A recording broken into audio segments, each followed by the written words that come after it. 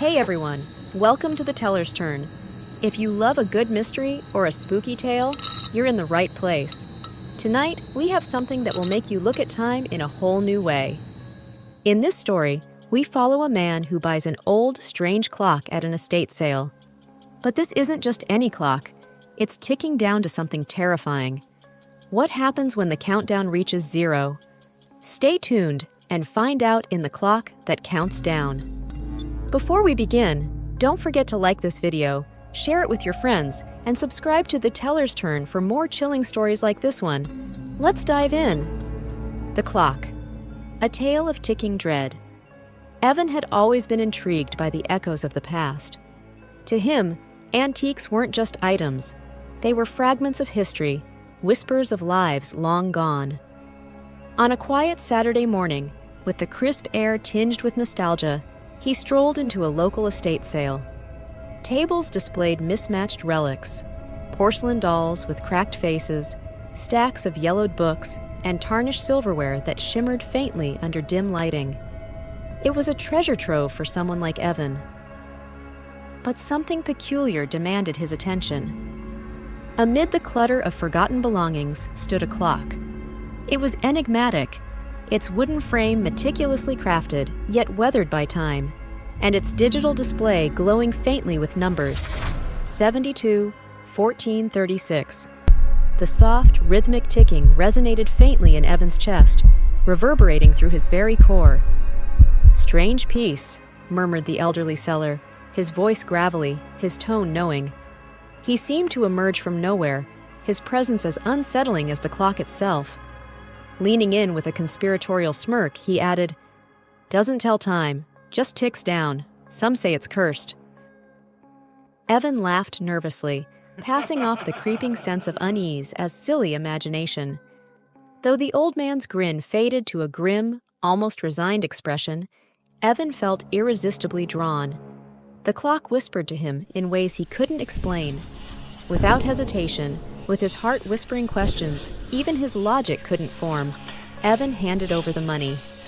As he walked away, he could feel the seller's stare piercing his back, and a shiver ran up his spine, as though something inside him already knew that life as he knew it was about to unravel. Evan placed the clock on a shelf in his cramped apartment.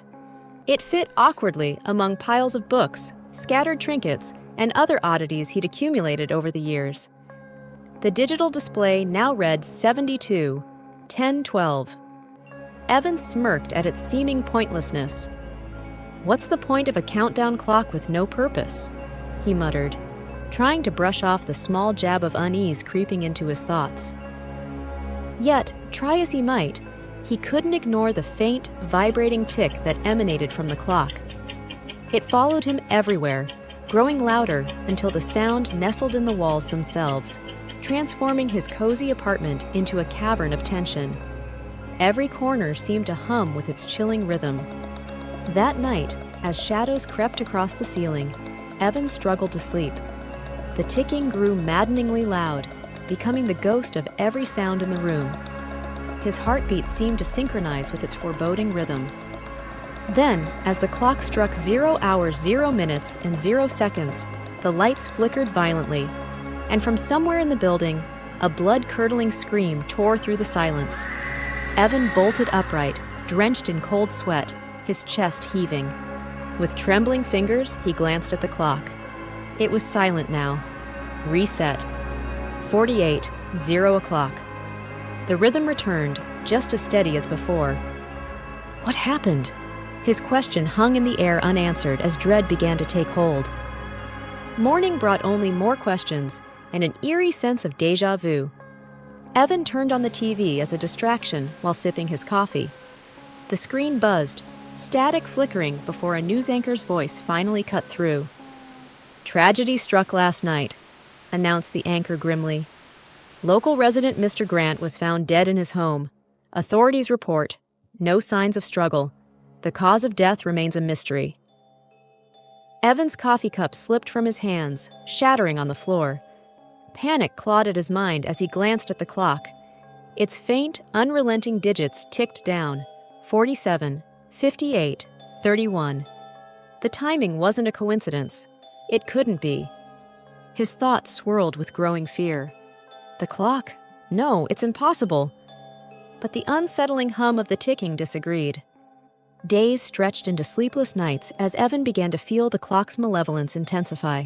Its once faint whispers echoed through the air. First, fragmented phrases. Then, words. Disjointed. Mocking. Tick, tock. Your time is nearing. He started seeing patterns in the deaths he heard about, each coinciding perfectly with the clock's relentless 0 hour. One evening, in a cafe, Evan stared blankly at the shop's clock on the wall. The countdown in his head struck 0 as the barista let out a sharp gasp. She collapsed, choking for breath, and though everyone rushed to help, the life drained from her before anyone could intervene. Evan's hands trembled as he watched it all unfold. Another life, another countdown. The clock in his possession now felt like a noose around his neck, tightening mercilessly with each passing second. Desperate, Evan scoured every corner of the internet for answers. Hours passed as he combed through conspiracy forums, grainy photographs, and fragments of old tales. Finally, he found it. The cursed work of Augustus Harlow, a watchmaker branded as a madman a century ago. Articles described him as a man obsessed with controlling time itself, a creator of clocks that took more than just minutes and hours. They claimed lives. One detail haunted Evan above all. Each clock had an owner, and that owner was always the last victim. "Is this my fate?" Evan whispered in a hollow voice, consumed with dread. The photograph accompanying the article was haunting. Harlow's knowing smirk, his piercing eyes. It was as if he spoke directly to Evan through the image. The world shrunk around him, darkness spreading inside his mind. Terrified, Evan sought the help of an antiques expert, a jittery woman who recoiled upon seeing the clock. This belongs to Harlow," she whispered, her body trembling as if the very air around the clock suffocated her. "You can't escape it. No one ever does. You've bound yourself to it." Evan's mind erupted in panic. He smashed the clock to pieces with a sledgehammer. For a brief, fleeting moment, he felt liberated. But when he turned, there it was, perfectly intact, ticking on his shelf. He set fire to it, only for it to reappear hours later. He hurled it into a river, but the damned artifact always returned. Evan cried out in despair, "Why won't you leave me alone?" But the whispers only grew louder. The clock was down to its final 6 hours. Its presence was no longer confined to sound. The walls of Evan's apartment bent and twisted, shadows writhed like living things, and his reflection began to grin back at him with malice. You can't do this," Evan whimpered. But the clock responded with a taunt. "Tick, tock, it ends with you." By now, Evan had abandoned all sense of reality.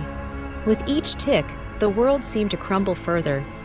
His hands clutched a crowbar, his knuckles white with fear and desperation.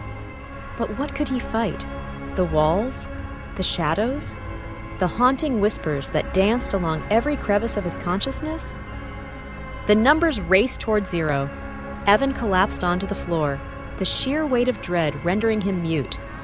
As the countdown hit 0 hours, 0 minutes, and 0 seconds, light burst out from the clock, blinding and all-consuming.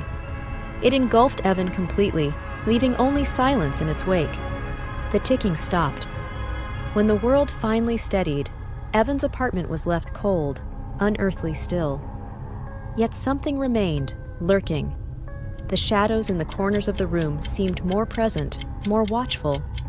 And then, softly, faintly, an unmistakable sound emerged, the ticking. Evan may be gone, but the clock lives on, waiting, counting, whispering for its next victim. Tick, tock, the nightmare begins again.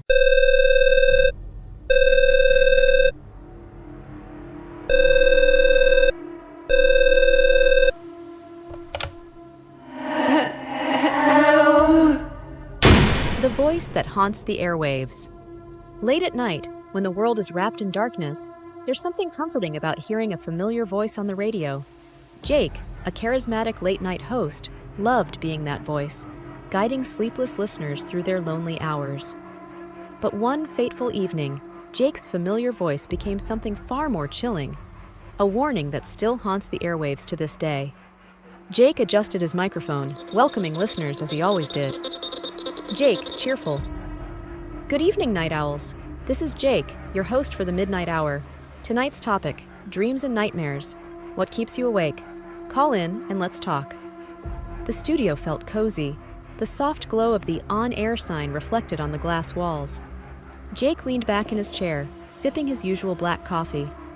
As the clock struck 12:15, the first call came in. Caller 1, hesitant. Hi, Jake. This might sound weird, but I keep dreaming about this shadow. It just stands there, watching me. Each night, it gets closer, leading to his terrifying disappearance as a shadowy presence haunts the studio, leaving the unsettling question of whether he ever truly left.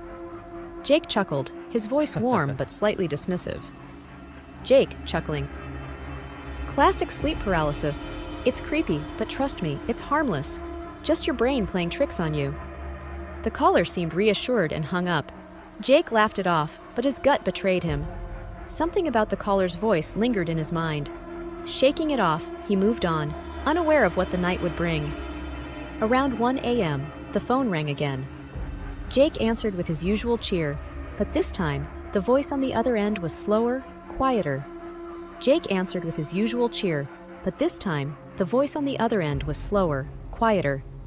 Around 1 a.m., the phone rang again. Caller 2, whispering. Jake, I saw him again last night. This time he was at the foot of my bed. I couldn't move.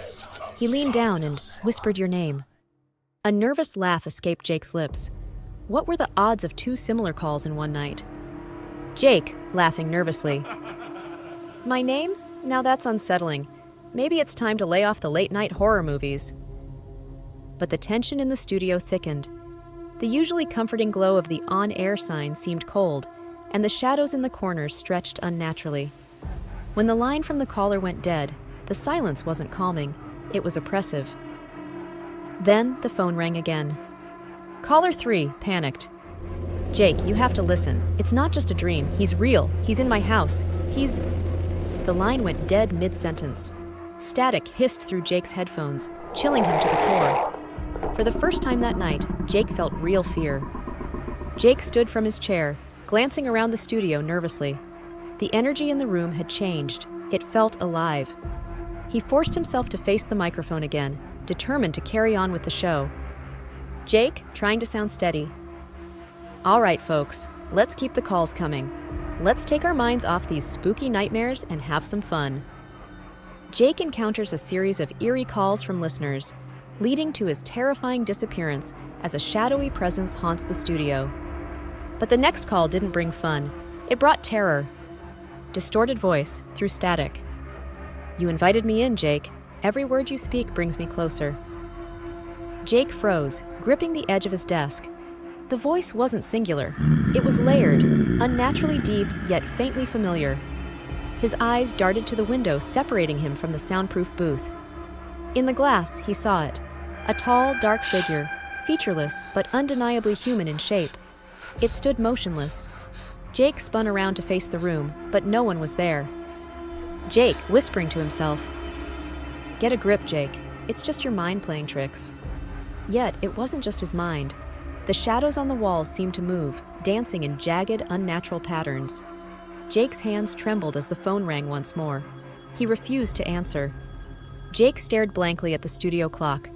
It was decorative, nothing more than a prop. Yet, inexplicably, its hands began to move. The numbers ticked down. 4 o'clock, 3:59, 3:58. Jake pushed his chair back, grabbed his phone, and called the station manager. Jake, frantic. Hey, something weird's going on here. The equipment's glitching, and these calls, they're not normal. Manager, calmly. Jake, relax. It's just a prank. Probably some kids messing with the show. But the manager's explanation didn't sit right. Whispers filled the room again, louder and closer this time. They overlapped, forming Jake's name over and over. Jake, yelling into the air. Who's there? What do you want? The studio door rattled, but when Jake tried to open it, it was locked tight. The shadows coalesced, twisting into a singular, massive form. Shadow, booming. You invited me, Jake. Every story, every call, open the door. The clock continued its countdown, and the lights flickered violently. Desperate, Jake pounded on the window, but the studio remained eerily empty beyond. The decorative clock hit 0:10. Jake screamed, throwing himself against the sealed studio door. His breaths were shallow, the air growing thicker as the shadow approached. He pleaded wildly. Jake, pleading. Please, I didn't mean to! Stop this! The shadow's voice split apart, layered with malice yet coldly amused. Shadow. It's too late. You can't stop what you started. When the clock struck 0 o'clock, the lights extinguished, leaving only Jake's terrified screams. But they too faded, replaced by an unsettling, unnatural silence. When the studio lights flickered back on, it was empty. Jake had vanished without a trace, leaving behind his chair, headphones, and a faint chill in the air. The next morning, the station crew found the studio untouched, save for Jake's empty chair. Rumors swirled, from technical malfunctions to ghost stories, but nothing explained Jake's disappearance. That very night, a new host took over the late-night show. Blissfully unaware of the prior events, they greeted listeners warmly. Jake encounters a series of eerie calls from listeners, leading to his terrifying disappearance as a shadowy presence haunts the studio, leaving the unsettling question of whether he ever truly left. New host. Good evening, night owls. Let's talk about dreams and nightmares. Call in and share your story. The phone rang, a distorted, static-laced ring. Hesitant, the host answered. Distorted voice. Do you believe in nightmares? The host froze, their cheeks paling as whispers filled the studio, growing louder and louder. The broadcast abruptly cut to static, leaving listeners in eerie silence. The station later dismissed the harrowing events as technical difficulties, but rumors persisted. Stories of faint voices heard at night, of a shadow watching through the glass, plagued the radio station's reputation. The station later dismissed the harrowing events as technical difficulties, but rumors persisted. If you, dear listener, ever tune into a late-night show and hear your name being whispered, remember this tale. Don't answer the call, don't speak, because you might not live to see them.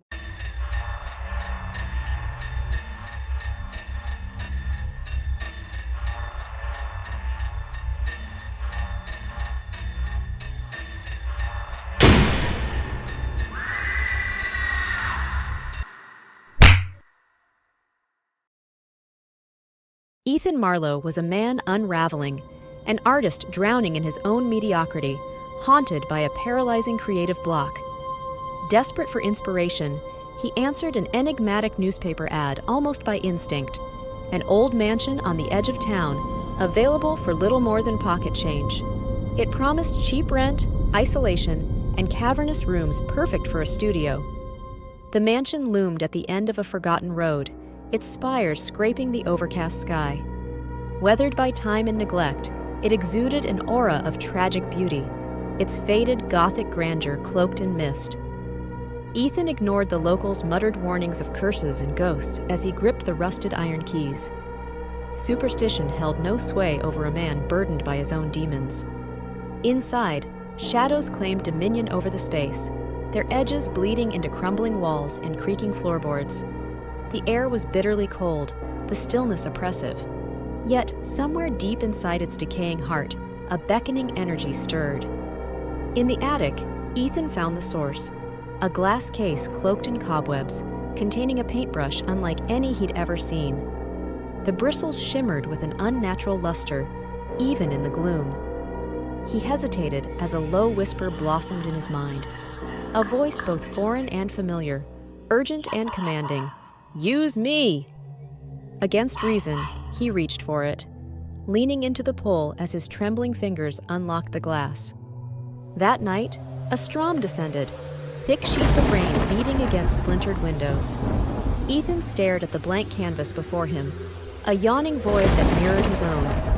As lightning flared, his hand moved hesitantly toward the brush, brushing against the bristles. They were warm, alive almost, and an uneasy thrill shot through his chest. The instant the brush kissed the canvas, he felt possessed.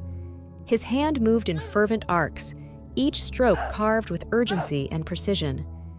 Hours passed unnoticed, his mind a storm of vivid, nightmarish images unfolding before him. When he finally stepped back, the shadow of a raven loomed over his work. No, it was on the wall, rising from the canvas. The rush of exhilaration banished all fear. He laughed aloud, the sound wild and alien. The brush was more than a tool. It was creation itself, wholly unhindered by the limits of flesh or imagination. All night, he painted feverishly, snarling wolves prowling the battered floorboards, vines twisting across the ceiling like sinister veins, glowing eyes peeking from pitch-black corners. But as dawn's pale fingers crept through the cracked windows, an unsettling truth settled over him. The shadows he summoned no longer ebbed with the light. They lingered, pooling in the dim corners, silent and watchful. When night returned, they moved, subtle at first, but unmistakable. Whispers began, soft as a breeze brushing past his ear. Surely it was only his tired imagination, wasn't it? Rattled by the gnawing unease, Ethan combed the mansion in search of an anchor to reality.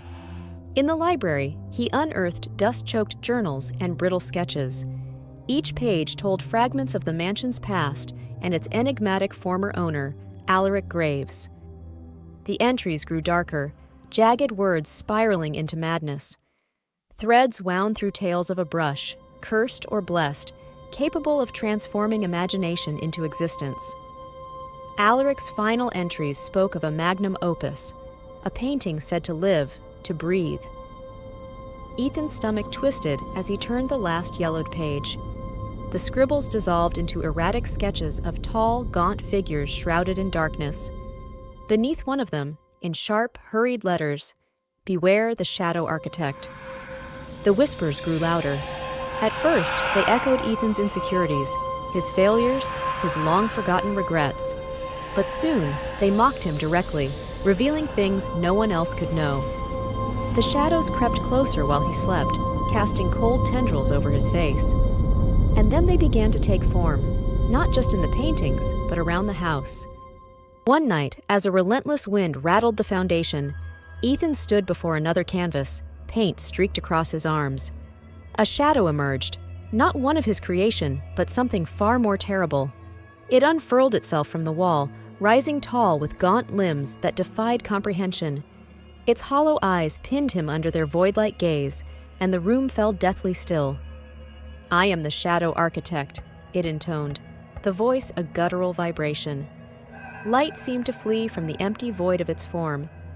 "You gave us life, and now you are bound. Soon, you too will be shadow." Ethan recoiled, but his own body betrayed him. His hands gripped the brush against his will, moving of their own accord. Each line that scratched into the canvas siphoned more of his strength. Breath by breath, he felt himself fragmenting, dissolving into the blackness around him. Terror gave way to the stark realization that the brush wasn't a tool. It was a parasite. Determined to fight back, Ethan smashed the brush against the floor, its brittle body unwilling to crack. He hurled it into the roaring fireplace, but the flames licked harmlessly at its surface. Every attempt to sever the connection left him weaker, the shadows gloating as the darkness closed in. There was one option left. With trembling hands, he dragged his latest half-finished painting into the center of the room. If the brush couldn't burn, perhaps its creations could. Ethan doused the canvas with kerosene, his fingers trembling as he struck the match. The shadows screamed in protest, their voices merging into a single cacophony of rage and desperation. Flames erupted, spreading across the surface. The mansion seemed to groan as the inferno reached out hungrily, devouring not only the painting, but the very walls. Shadows writhed and clawed at each other as the fire consumed them one by one. The Shadow Architect stood tall, its hollow eyes locked on Ethan's. It made no attempt to save itself, only watching as the flames finally consumed it. Ethan staggered outside, coughing as smoke choked the night air. The mansion collapsed behind him in a symphony of cracking wood and billowing ash. A terrible silence followed, broken only by faint, disjointed laughter. Laughter not his own. Ethan fled to the city, turning his back on art and devoting himself to a monotonous, colorless existence. He never spoke of the mansion again, though its echoes haunted him. Yet, the shadows had not been erased. Months later, he wandered into a gallery and froze. A painting hung before him, his old studio brought to life with startling clarity. And there, in the canvas's shadowed corner, stood the shadow architect, its hollow eyes fixed on him. His heart thundered as his pocket grew unnaturally heavy. With a trembling hand, he reached in and pulled out the paintbrush, unmarred and horrifyingly real. The gallery lights flickered. The whispered voice returned, playful yet commanding. "You can't escape your masterpiece."